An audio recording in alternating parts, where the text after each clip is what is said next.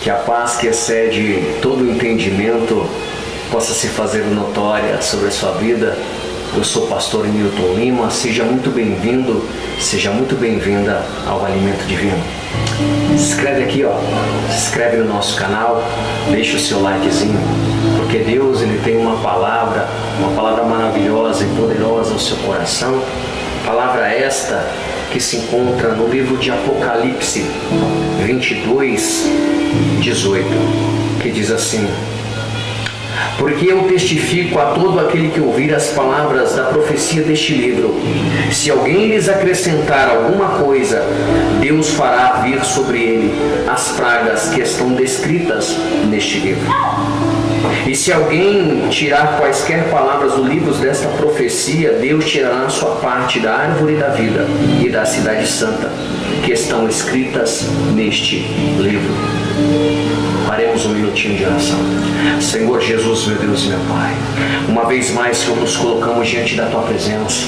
Santo e poderoso Deus de Israel, corta o arco, corta a lança, corta a flecha, queima os carros do inimigo a fogo. Queima, queima, queima, queima, Senhor, todo o mal, toda arma forjada do inimigo, toda obra do diabo que quer roubar essa palavra. Eu te repreendo, Satanás, em nome de Jesus Cristo, pela autoridade a me dar. Vai bater e retirá-la, vai.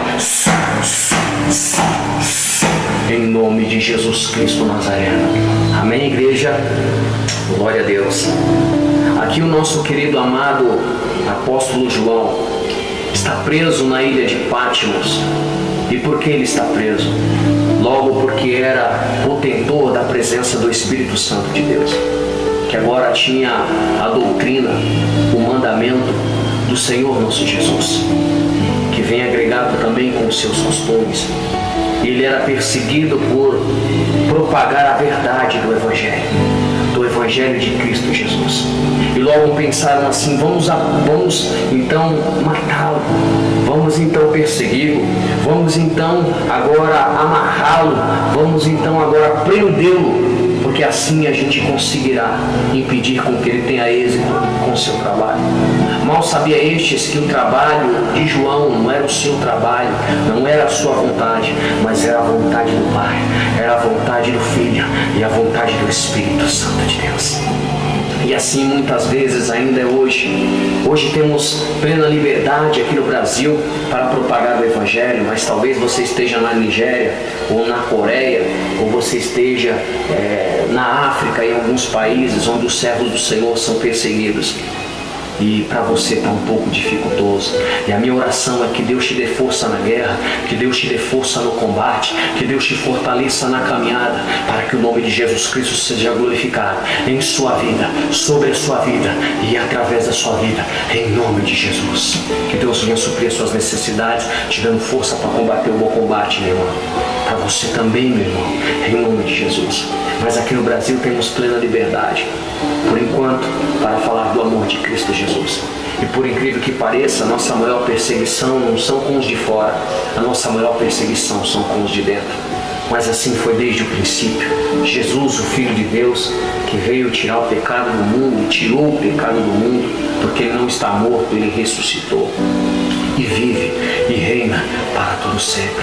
Ele que é Cristo, cabeça da igreja. Ele agora traz uma revelação e fala com o apóstolo João. João, ali na ilha de Patmos, ele tem uma revelação, uma intimidade tão profunda com o Senhor nosso Deus, de forma que ele não sabe se ele foi arrebatado de corpo presente ou se foi em espírito, mas ele chega até o céu, ele vê o trono de Deus, ele vê Deus Pai, ele vê Deus Filho, ele vê os 24 anciões, ele vê os querubins, os serafins e as coisas maravilhosas que ali há. Aí Jesus, certa feita, ele olha para João e diz: João, escreve essas palavras deste livro, porque elas são fiéis e verdadeiras, essas palavras que você vai escrever neste livro. E aí ele vem dizendo no 22:18: admoestações e promessas finais. Conclusão. Apocalipse 22:18. Porque eu testifico a todo aquele que ouvir as palavras da profecia deste livro. Se alguém lhes acrescentar alguma coisa, Deus fará vir sobre eles pragas que estão escritas neste livro. Aquele que acrescenta na palavra do Senhor, João está dizendo que ele é logo praguejado com as pragas deste livro. Olha isso, a responsabilidade de levar a palavra de Deus.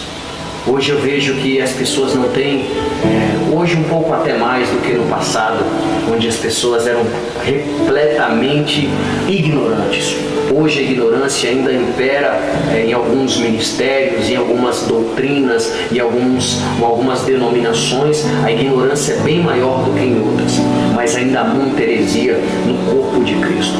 E o Senhor nosso Deus não tem nada ficado satisfeito com isso, porque se a igreja ela faz acepção, se ela logo rejeita os irmãos, se ela logo não deixa os irmãos no centro da vontade de Deus e faz os irmãos mais querer estar fora do que querer estar dentro, essa igreja nunca foi de Cristo Jesus. Porque o povo de Cristo Jesus ali, o povo do caminho, levava a palavra da verdade. A palavra ela cura, ela exorta, ela edifica. Mas o que muitas pessoas não entendem é que o seu costume, a sua doutrina, ela tem que ser baseada biblicamente. Se está fora da palavra de Deus, não é de Deus.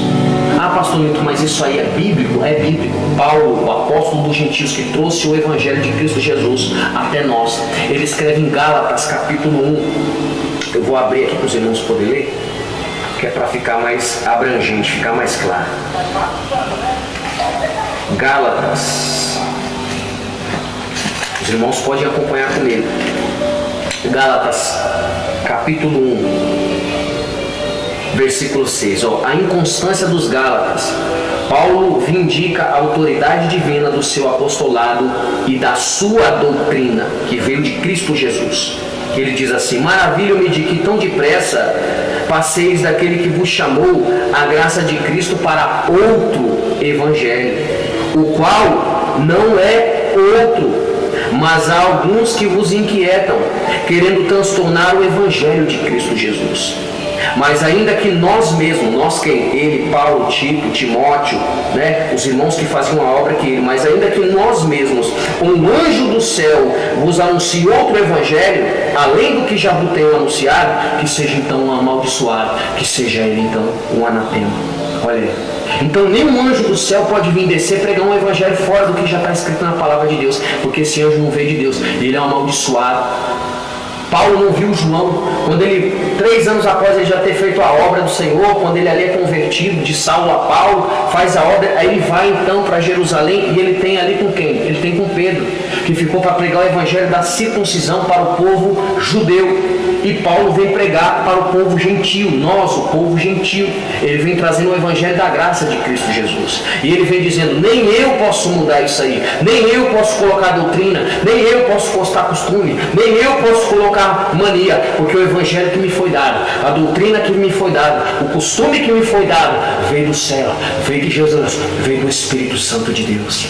Irmãos, a Bíblia ela foi compilada e escrita e traduzida por 3 idiomas, e especificamente demorou-se 1.600 anos para estar da forma que está, de forma que 40 homens escreveram a palavra de Deus inspirada pelo Espírito Santo de Deus. Pessoas que dedicaram a sua vida no estudo, na dedicação, dedicaram a sua vida e morreram pela palavra do Senhor Jesus Cristo, para que a palavra fosse plena, para agora você chegar, para agora as pessoas chegar e querer fazer o que quer na casa do Senhor, querer fazer acepção de pessoas. E há várias doutrinas. Eles colocam uma doutrina que nem na Deus e Amor: se você não tiver uma carteirinha, você não pode tomar Santa Ceia.